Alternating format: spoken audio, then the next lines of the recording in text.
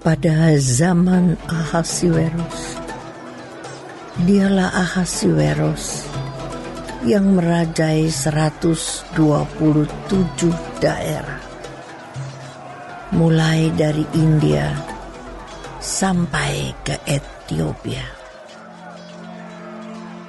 Pada zaman itu, ketika Raja Ahasiweros bersemayam di atas tahta kerajaannya di dalam benteng Susan, pada tahun yang ketiga dalam pemerintahannya, diadakanlah oleh Baginda perjamuan bagi semua pembesar dan pegawainya, tentara Persia dan Media, kaum bangsawan dan pembesar daerah hadir di hadapan Baginda. Di samping itu, Baginda memamerkan kekayaan kemuliaan kerajaannya dan keindahan kebesarannya yang bersemarak berhari-hari lamanya, sampai 180 hari.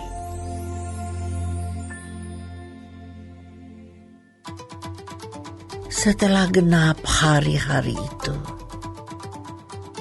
maka raja mengadakan perjamuan lagi 7 hari lamanya bagi seluruh rakyatnya yang terdapat di dalam benteng Susan,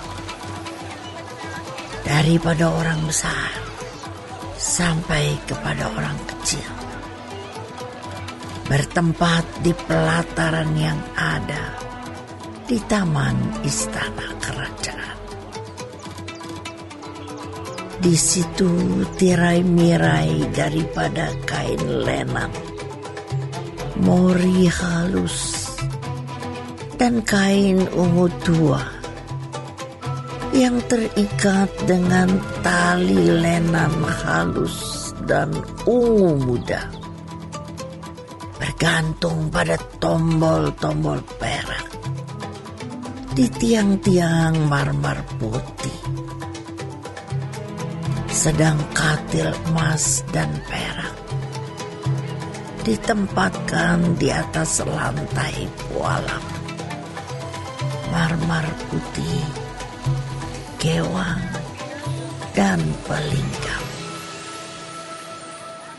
Minuman dihidangkan dalam piala emas yang beraneka warna, dan anggurnya ialah anggur minuman raja yang berlimpah-limpah, sebagaimana layak bagi raja.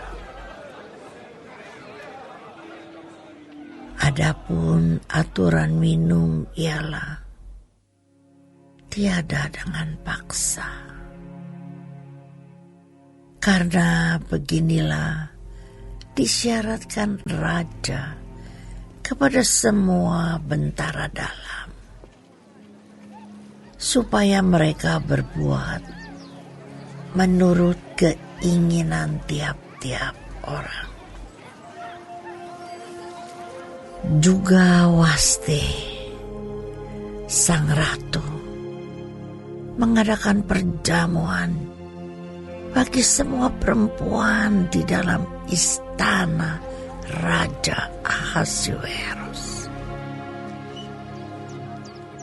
Pada hari yang ke-7, ketika raja riang gembira hatinya karena minum anggur, bertitahlah Baginda kepada Mahuman, Wista, Harbona, Bikta, Abakta, Zetar, dan Karkas,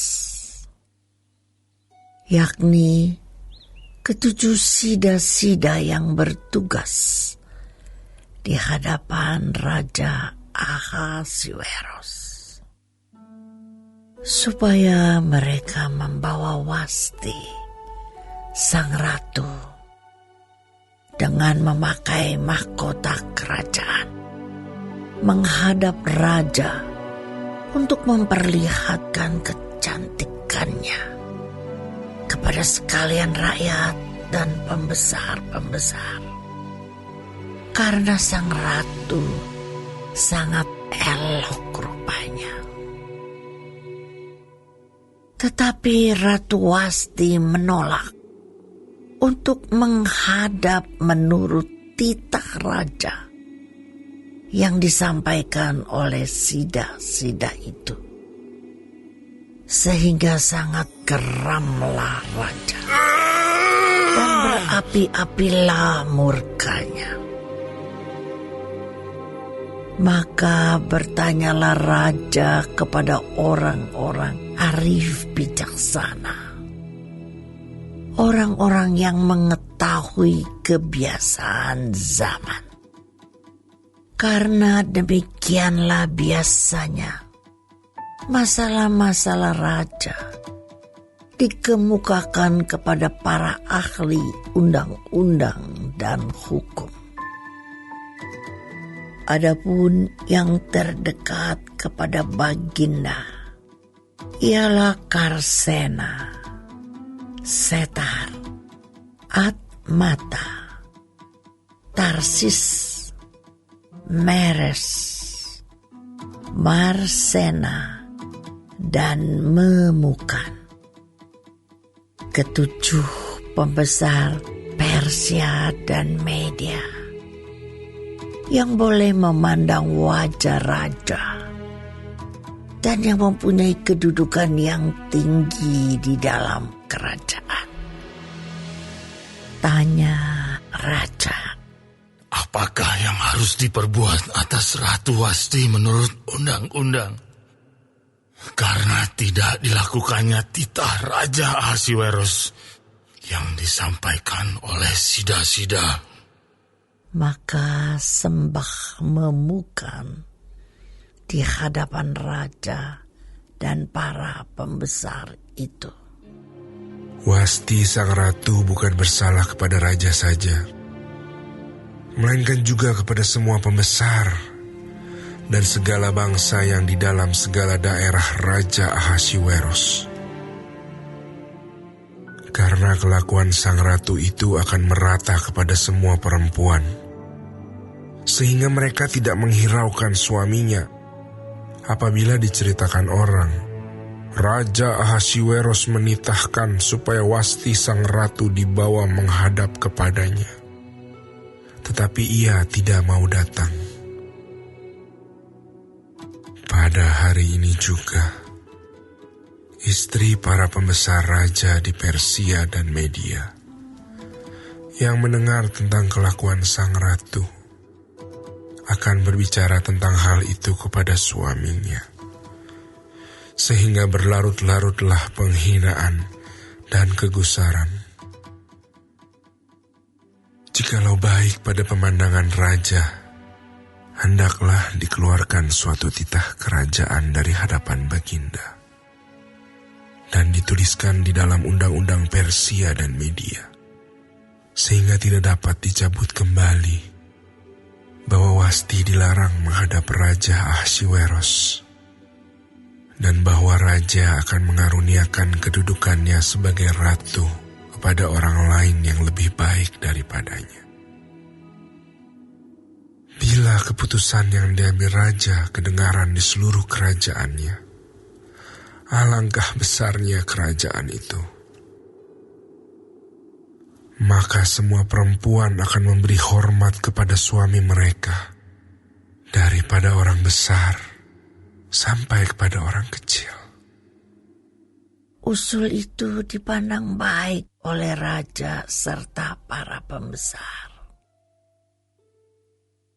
Jadi bertindaklah raja sesuai dengan usul Memukan itu.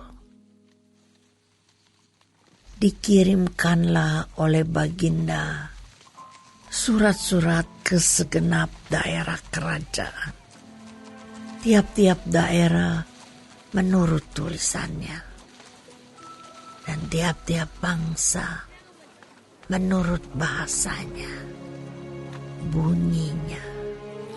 Setiap laki-laki harus menjadi kepala dalam rumah tangganya dan berbicara menurut bahasa bangsanya.